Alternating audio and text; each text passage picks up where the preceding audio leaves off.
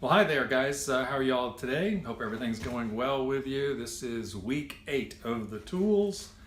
If you've been missing out on any of our episodes, by all means tune in at handmadehouses.com. You scroll down to the bottom, look at the tool section, and you can catch up to where we're at now. So this is week 8. And we have already covered pretty much how to draw a line, how to measure a board, how to cut it, and how to drive a nail in. And we're going to concentrate a little bit on that driving that nail in. And that is that particularly when you're doing finish nail work, a lot of times you want to drive that nail in flush or even beyond flush and fill it in. So we really need some tool punches.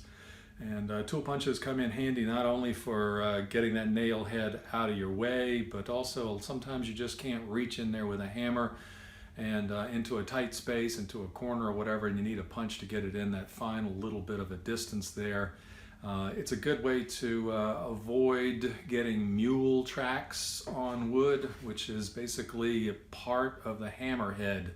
If the hammer comes in at a nail and it's a little bit of an angle, you end up leaving what looks like a mule footprint in the wood, and there's not a whole lot you can do at that stage. There is a couple Carpenter tricks that might be able to extract that blemish in the wood, but you really want to avoid that. So a lot of times when you're driving a nail, you want to whack it pretty close to being flush or in, and then you finish it up with a punch.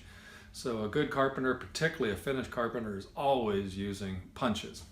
And so I got some punches here I'd like to show you today. Let me get up here a little closer. And these punches here are my basic punches that I've used forever.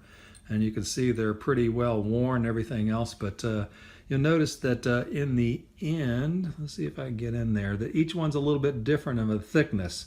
And whereas the fatter end one would be for driving in a nail with a head on it, and the thin pointy little one would fit right into the hollow pocket of a finished nail and would help drive it on home. So basically you just hold it securely on the nail and then you'll whack it on this end with the hammer. Today, when you go to pick up some punches, generally they'll give you the option. You can still buy those old basic ones, or you can buy these new fancy ones, which are the same thing more or less. You've got the same heads on the ends, and the same metal and everything else, but they've got this plastic there. And I guess that gives you a better gripping surface so that you can hold that punch without it slipping away from you. And also they're color coded, so you know exactly which one to pick without having to get up and look at the end of it. And also by being brightly colored, they're easy to find when you drop them somewhere or another, and they're easy to spot. So anyway, so that's it.